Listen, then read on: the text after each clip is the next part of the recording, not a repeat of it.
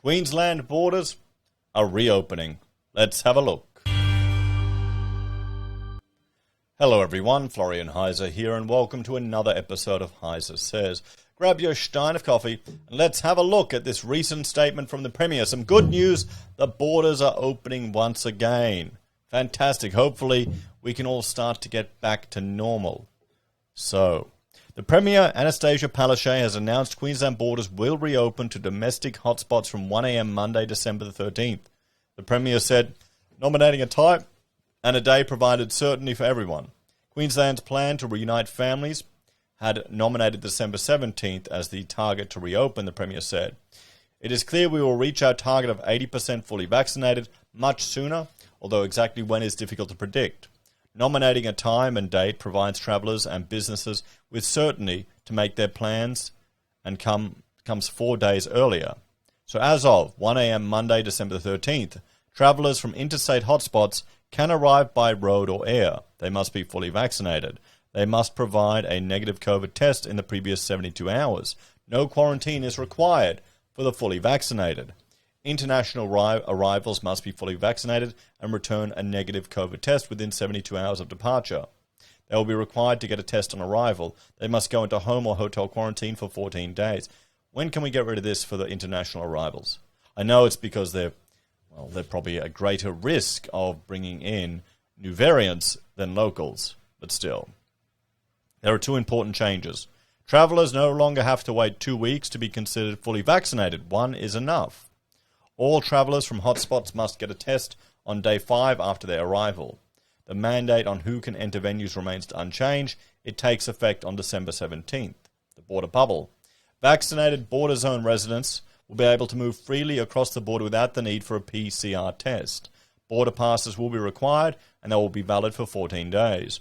Unvaccinated residents will be restricted to travel for the limited reasons that exist now. The Premier said Queensland's cautious approach had kept Queensland safe.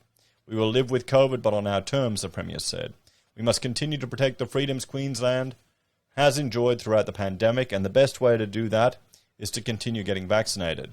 The Health Minister said it was a matter of when, not if, the virus began circulating more widely in Queensland. We know COVID is coming. We know case numbers will rise, but we can be as protected as possible by being fully vaccinated. Please make it a priority to protect yourself. The vaccine is safe, effective, and free.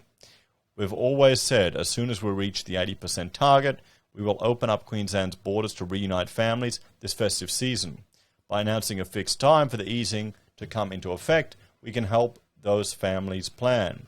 Reaching the 80% fully vaccinated target means our community is better protected to handle COVID-19 as it reaches further into the state. The Health Minister said that from December the 17th, only fully vaccinated people will be permitted to enter pubs, clubs, cinemas, festivals and theme parks and visit vulnerable settings such as hospitals and aged care accommodation. Well, let's have a bit of a talk about that. So some good news, everyone, that they're opening up the border at least earlier, and hopefully things can start to return to normal. But you can see, for those that are unvaxxed, by December 17th, they're going to lose some freedoms that they actually have now. They won't be able to go to pubs, clubs, or cinemas, or even festivals or theme parks. The one that's going to affect us is visiting hospitals. Rachel can visit the hospital, she's not vaccinated, with our son, Edward, for his appointments. But she has to wear a mask, she has to get a COVID test going there, and I think that's it. But that alone is enough of a pain and frustration. So I'll take it, because then I don't have to jump through those hoops. So we'll have to see, everyone, how it all goes. Hopefully, this will be an uneventful border opening, and hopefully everything will start getting back to normal.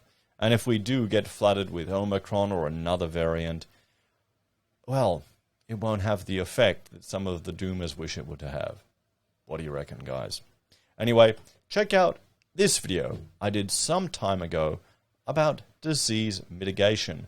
Definitely one worth watching, where we look at, well, different ways of how to mitigate with this illness or other similar pandemics. Take care, guys, and I will see you all in the next episode. Bye for now.